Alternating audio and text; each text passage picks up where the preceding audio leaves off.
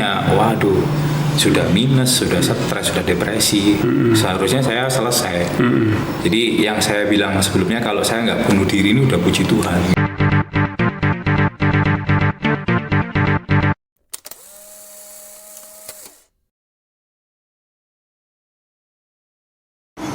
Demi menjaga popularitas dan pencapaian yang telah diraih, pada umumnya seseorang akan memilih untuk berbohong, mengingkari kisah kelam mereka, menutupi kekurangan dan keburukan mereka di masa lalu. Tidak demikian dengan Raja Daud. Ketika Nabi Nathan menegur dosa-dosanya, Daud tidak membela diri, melainkan langsung berbalik menyadari dan berkata, "Aku sudah berdosa kepada Tuhan." Demikian pula kita adalah kumpulan orang berdosa yang dipanggil untuk menerima kasih karunia Allah. Jangan sampai menjadi lupa diri bahwa pengudusan kita bersumber dari kasih karunia Allah semata, bukan dari kekuatan kita sendiri. Saya mengenal Pak Adi sudah setahun yang lalu ya, ketika bertemu di PD Kejana Baru. Apa yang membuat Pak Adi ini benar-benar punya passion di bidang pelayanan musik dan pujian? Dari keluarga ini sebenarnya nggak ada basic di bidang musik ataupun menyanyi seperti itu. Tapi puji Tuhannya, sewaktu saya awal pertobatan, saya awal terima Tuhan Yesus, saya lahir baru, saya ini diberkati Tuhan luar biasa secara talenta. Jadi sempat drop sekolah. Sempat drop sekolah. Kisahnya bagaimana itu? Ya, masa-masa remaja sih Pak. Maksudnya mengalami semua kenakalan remaja itu sudah dialami semua di zaman polnya itu di SMP. Waktu di SMP itu ya dugem, ya minum, ya tawuran, terus bertengkar sama guru, itu ngalami semua sih. Juga ngobat waktu itu kan, kalau dugem zaman itu kan ekstasi itu itu inek kayak gitu, ngalami semua. Dan kecanduan ya, harus memulihkan diri dari kecanduan. Enggak, puji Tuhannya enggak sampai parah sih saya. Itu yang membuat akhirnya drop out juga ya, pada gilirannya ya. Jadi karena track record dari SMP ini kan sampai ke SMA gitu. Jadi si A ini orangnya gimana, si A ini track recordnya gimana, kerekam di SMA. Dan di SMA pun terakhir saya bertengkar sama guru, saya diskor selama seminggu, itu pun ngalami gitu loh. Dan setelah waktu kenaikan kelas, saya dinyatakan nggak naik kelas dan disuruh keluar dari sekolah gitu. Lalu akhirnya setelah tidak sekolah, Pak Adi memutuskan bekerja. Sempat nganggur setahun sih Pak. Jadi dulu waktu sekolah mikir enak ya, mungkin nggak sekolah ya, nggak belajar, nggak stres mengikuti pelajaran. Tapi ternyata dan setahun saya di rumah itu pertamanya fun, pertamanya enjoy. Nggak ngapa-ngapain, makan, minum, main game, rebahan, kayak tidur. Tapi setelah setahun tuh baru ngalami yang namanya, nggak enak ya. Maksudnya nggak melakukan apa-apa, cuman tidur di rumah, cuman main game. Jadi main game itu sudah benar-benar mentok. Dan mengalami yang namanya nggak enjoy sama game itu waktu itu sempat merasakan setelah setahun itu. Setelah itu ngambil keputusan, oke, saya mau kerja gitu. Dan awal saya kerja ini kan nggak punya ijazah atau apapun ya, otomatis ikut orang tua tuh Pak. Jadi saya ikut papa saya, tapi cuman bertahan sebulan 2 bulan karena saya nggak betah, terlalu banyak selisih sama papa, terlalu banyak bertengkar sama papa.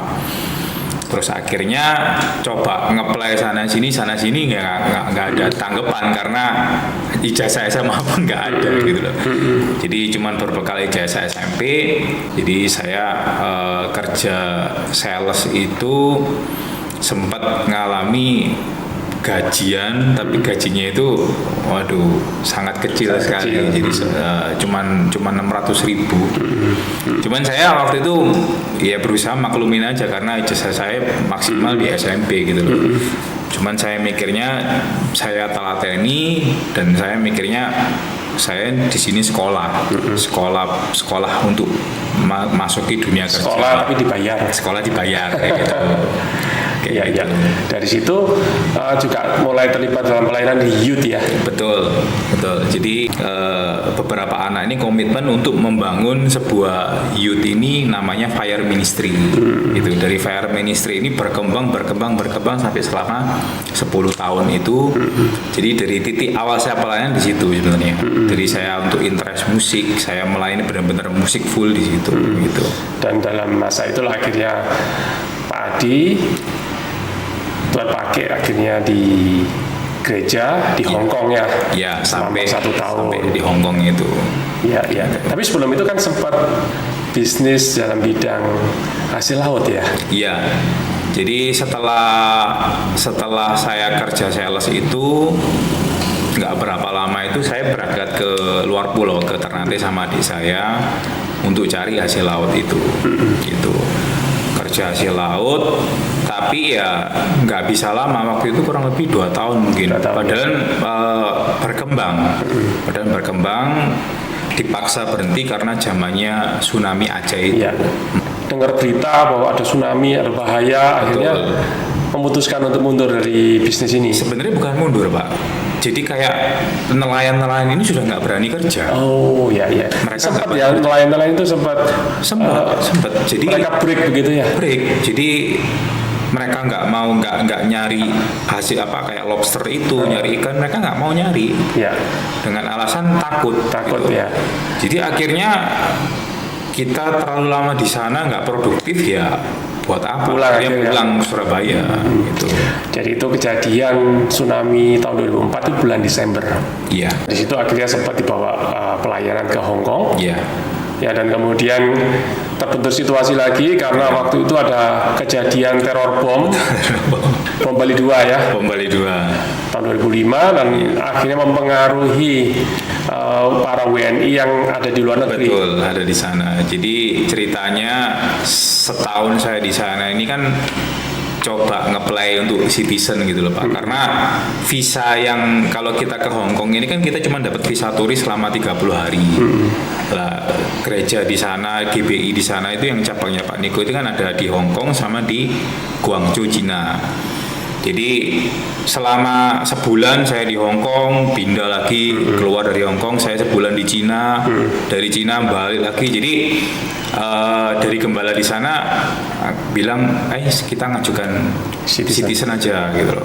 Coba apply, dia bilang seharusnya bisa, seharusnya gampang. Padahal karena yang pelayan Tuhan di sana kan kebanyakan dari Jakarta, dari mana itu berhasil gitu loh Pak. Tapi waktu zamannya saya ditolak karena itu rame-ramenya waktu bom Bali itu. Jadi dengan alasan pihak mereka tidak menerima orang luar terutama dari paspor Indonesia gitu. Padahal saat itu sudah sangat kerasan ya. Sangat kerasan. Sangat kerasan. Saya merasakan benar-benar pengalaman yang baru kan di sana. Di Hong Kong itu nggak ada masalah saya dalam arti secara relasi sosial, teman-teman sepelayanan, orang-orang di sana, terus kemudian dalam makanan apa semua bisa adaptasi ya. Bisa. Apalagi harus wira-wiri kan dari Guangzhou, Hong Kong itu sebulan mesti harus. Betul. Nggak ada masalah di sini. Nggak ada masalah. Gitu. Sehingga ketika harus pulang itu juga ada rasa sedikit kecewa. Iya. Tapi ketika sampai di Indonesia memutuskan apa? Tetap pelayanan atau justru meninggalkan pelayanan? Tetap pelayanan sambil berbisnis. Gitu. Sementara waktu di Hong Kong full time ya. Sebagai hamba Tuhan full time dalam bidang musik pujian ya. Musik pujian.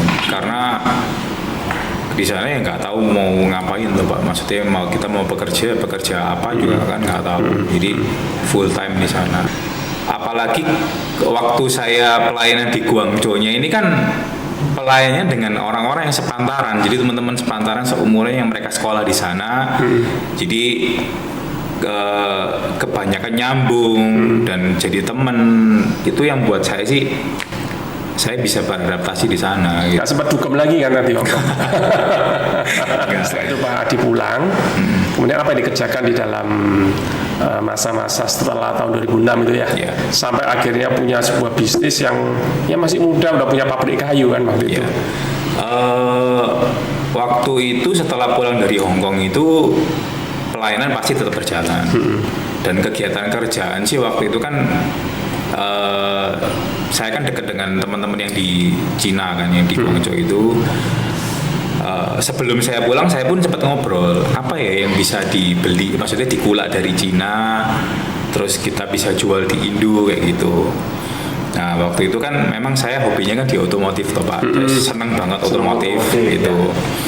Jadi saya sebelum pulang itu memplanning nyari ini kayak variasi mobil, jadi kayak dalam audio, lampu-lampu kayak gitu. Jadi saya kerjasama sama teman di sana, dia yang kulak di sana, saya yang jual di sini kayak gitu. Jadi sempat berjalan, cuman terakhir ini kayak ngerasa nggak ada perkembangan gitu loh. Itu sampai akhirnya ngambil keputusan nyoba di bidang kayu, Trading kayu gitu. Dari trading kayu akhirnya usaha ini yang Berkembang. paling berkembang ya. Iya, yang Di paling sekian betul, tahun betul. menjalani kehidupan dalam dunia bisnis ya. Karena waktu itu saya ngelihatnya potensinya kan saya main kayunya di Sengon loh Pak. Sengon itu kan pertama izinnya nggak ribet karena kayu rakyat, dan kedua populasi untuk Sengon ini terutama di Jawa Timur kayak di Lumajang, Jember sampai Banyuwangi besar sekali gitu. Apalagi marketnya juga besar gitu. Jadi kayak Malang Selatan pun populasi kayu Sengon ini besar sekali gitu loh. Sampai saya waktu itu ngelihatnya sih di situ. Wah, ini prospeknya luar biasa gitu. Akhirnya saya terjun. Sebenarnya pertama awal dari saudara sih. Saudara kan sudah terjun dulu. Saya ngamati, akhirnya oke lah, coba gitu. Saya berangkat ke Lumajang, saya nyari kayu sampai saya stay di sana kayak gitu. Dan ini akhirnya berhasil. Sampai akhirnya Pak Adi mengambil alih pabrik ya. Ya, jadi awalnya sih kan trading dulu. Jadi kayak ngambil kayu, lempar kayu, dan berkembang sampai kapasitas ini lumayan besar. Sempat mikir kenapa aku punya kayu nggak tak produksi sendiri gitu loh. Sampai akhirnya waktu itu nyewa pabriknya saudara pertama. Setelah nyewa, mempelajari produksi bisa, pelan-pelan buka sendiri gitu, dari uang yang terkumpul gitu Pak. Buka sendiri, berjalan. Nah, sewaktu produksi berjalan, mikir nggak punya pengeringan ini gitu. Kepingin bangun pengeringan, cuman waktu itu kan mesin mahal toh Pak. Nah, ada salah satu pabrik yang kita suplai kayu ini punya utang ke kita, jadi punya utang dan nggak bisa bayar. Saya mikir apa yang bisa saya ambil gitu loh. Nah, kebetulan butuh pengeringan gitu. Pengeringanmu ya tak ambil, potong utang, dan ada juga truk yang saya ambil gitu, truk fuso untuk pengangkutan. Nah, setelah itu produksi berjalan sambil bangun pengeringan ini gitu loh. Waduh, saya ditipu luar biasa gitu. Untuk membangun pengeringan. Jadi ada oknum yang memanfaatkan, akhirnya justru mengalami kerugian dari situ. Jadi bangun ini sudah over budget yang pertama, dan kedua nggak sesuai ekspektasi, nggak sesuai kapasitas. Iya. Waktu itu masih aktif dalam pelayanan waktu itu. Waktu itu sudah nggak. Ya ke gereja tapi tidak. Tetap ke gereja, tetap ibadah, cuman nggak pelayanan lagi. Gitu. Ya, hanya fokus kepada usaha. Betul, bekerja. Lalu yang terjadi setelah itu apa? Setelah itu pengeringan ini nggak berhasil. Nggak jadi. Malah meledak. Jadi malah kebakaran. Menimbulkan kebakaran. Tapi tidak ada korban jiwa kan? Nggak ada, puji Tuhan. Kerugian material. Jadi dari proses itu akhirnya Pak Adi yang sebelumnya ngutangin orang malah dikejar-kejar utang. Karena dari invoice, dari tagihan termasuk layar kayu. kan mereka supply kita ke kayu, kan kita harus bayar Pak. Jadi yang waktu itu bener-bener stresnya di situ. Stres, depresi, Dan itu titik paling nadir dalam Jadi kehidupan Pak Adi selama Betul. sekian puluh tahun ya. Betul. Seperti apa Pak? Ya saya percaya sih proses dari Tuhan untuk saya ya. Jadi saya kayak sekarang ini menyadari apa Pak? Saya salah ngambil keputusan apa? Saya berdoa kepada Tuhan, Tuhan saya mau berhenti pelayanan, saya mau fokus bekerja, saya mau istilahnya membangun kerajaan saya. Waktu itu saya mikirnya gitu, dan saya mau menjadi berkat buat orang lain gitu.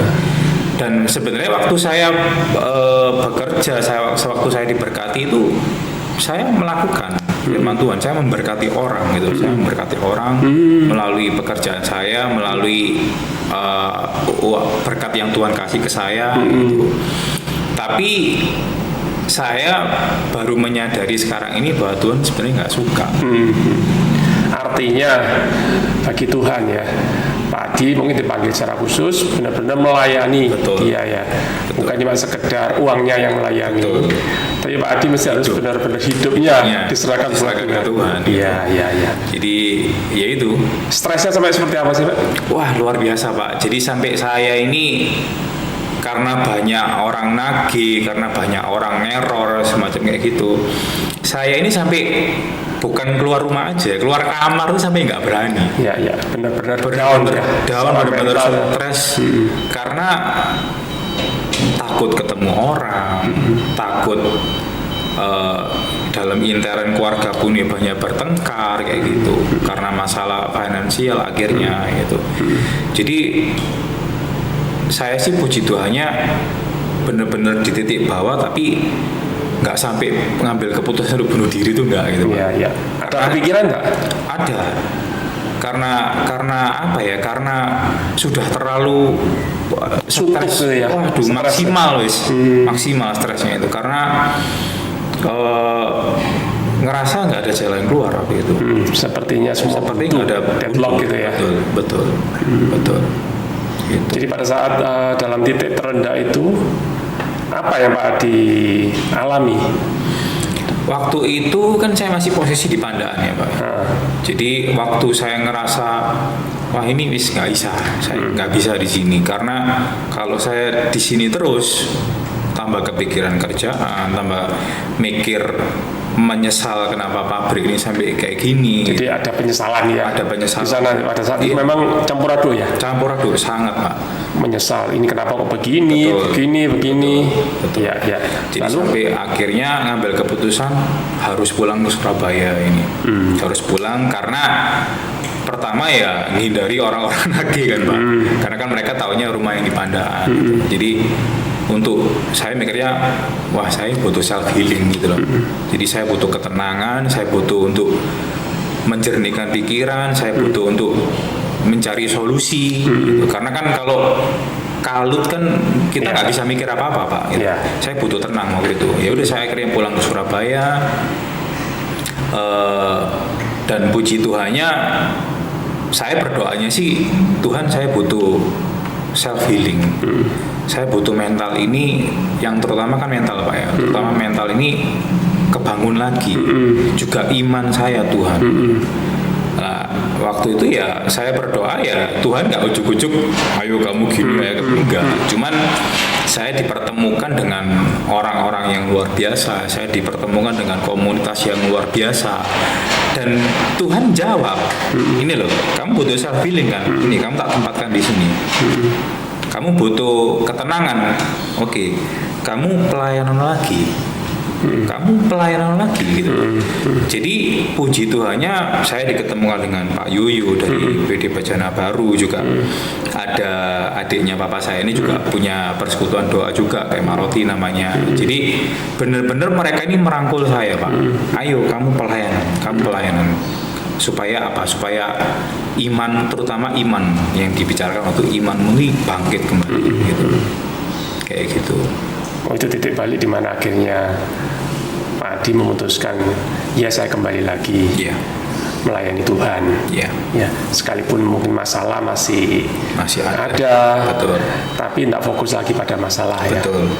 Fokus kepada Tuhan, dan itu yang membuat Pak Adi tetap kuat dan bangkit lagi.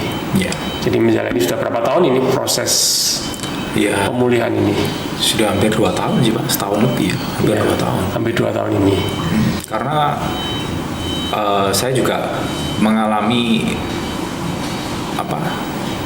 pelepasan kan. Jadi dari situ benar-benar plong. Jadi pelayanan juga lebih maksimal, terus hadapi masa depannya juga lebih berani kayak gitu Pak. Ya. Kayak gitu. Karena memang kebanyakan orang ketika menghadapi trauma ya, Iya. ada trauma di masa lalu, Iya. dia tidak berani tegak ya kepalanya untuk memandang masa depan. Betul. Tapi ya bersama dengan Tuhan tidak ada perkara yang mustahil ya. Betul. Saya percaya bahwa Pak Adi sampai hari ini itu juga karena anugerah Tuhan ya. Dipertemukan tadi menyinggung tentang perlunya komunitas ya, Iya. orang-orang yang memberikan dukungan, Iya. memberikan kekuatan kepada. Itu yang paling penting sih Pak. Menurut Pak Adi memang sangat penting ya. Sangat penting karena Kekuatan komunitas iya, ya. komunitas ini kan yang membangun iman kita. Kalau kita jatuhnya sudah stres, sudah depresi, ketemu dengan orang yang salah, komunitas yang salah, udah selesai pasti gitu. Jadi komunitas rohani, orang-orang yang membangun ya. Iya, betul. Pelajaran apa Pak Adi dari ya babak-babak kehidupan yang tidak mudah ini, yang akhirnya membuat Pak Adi ini bisa berani untuk menatap masa depan? Ya. Kalau saya sih banyak belajarnya kayak gini Pak. Ketika kita sudah dipilih untuk melayani, nggak ada alasan apapun untuk kamu meninggalkan pelayanan itu. Ya. Itu yang saya alami. Jadi etok-etoknya saya mau fokus bekerja, saya mau menjadi berkat, saya mau memberkati orang, memberkati gereja, memberkati pelayanan. Tapi ketika kita sudah dipilih untuk melayani Tuhan, tetap Jangan melayani, mundur, ya. jangan mundur sampai tutup usia, anggapnya seperti itu. Kayak gitu sih. Ya, ya. Ada pesan nggak buat teman-teman yang nonton yang ngadepi masalah seperti Pak Adi ya, titik nadir dalam kehidupan, mungkin masalahnya kan bisa juga masalah ekonomi, kesehatan, ya, sakit penyakit, masalah rumah tangga. Untuk semua yang lihat, semua yang mendengar, yang pasti tetap berpegang kepada Tuhan, karena saya sih Pak Yuyo pernah bilang kayak gini, kalau kamu hidup sudah nggak bisa apa-apa, nggak punya apa-apa, tapi kamu nggak punya Tuhan, wah sudah itu nothing gitu. Yeah. Tapi kalau kamu nggak bisa apa-apa, kamu nggak punya apa-apa, tapi kamu punya Tuhan, Tuhan akan merubah segalanya. Amin. Jadi ketika kita mengalami titik yang paling bawah, ya cuman bisa berpegang kepada Tuhan. Karena Tuhan itu penuh pengharapan sih. Itu yang saya alami sekarang gitu loh Pak. Dari yang saya stresnya minta ampun, saya nggak punya apa-apa, saya megang uang pun enggak, bahkan sampai minus, saya masih punya utang. Tapi begitu saya berharap kepada Tuhan, saya mulai, oh ya Tuhan, panggilanmu kepada saya ini untuk melayani Tuhan dalam bidang musik gitu loh. Dan saya taat dan saya setia sampai sekarang. Berkat itu ada terus, luar biasa. Bahkan nggak pernah saya merasakan yang namanya kekurangan. Saya nggak pernah merasakan namanya saya ini kelaparan. Padahal kalau dilihat kondisi sebelumnya, waduh, sudah minus, sudah stres, sudah depresi. Seharusnya saya selesai. Jadi yang saya bilang sebelumnya, kalau saya nggak bunuh diri ini udah puji Tuhan. Ya. Jadi yang pasti jangan menyerah kalau menghadapi situasi finansial, walau apapun kesehatan ataupun rumah tangga, tetap percaya sih, saya bilang tetap berpegang kepada Tuhan. Pasti ada masa di mana Tuhan tuh membawa kita kepada kemuliaan. Amin. Amin. Terima kasih Pak Adi untuk sharing Ya, kesaksian sama-sama. ini. Kiranya bisa jadi berkat buat kita semua. Intinya tetap kita harus berpegang pada panggilan yang Tuhan sudah percayakan pada kita. Jangan pernah mundur. Sekalipun ada gelombang masalah dalam kehidupan, juga jangan pernah menyerah. Tetap memandang Tuhan. Janganlah fokus pada masalah. Fokus kepada Dia yang memelihara kehidupan kita. Amin. Terima kasih Pak Dia. Sama-sama. Terima kasih.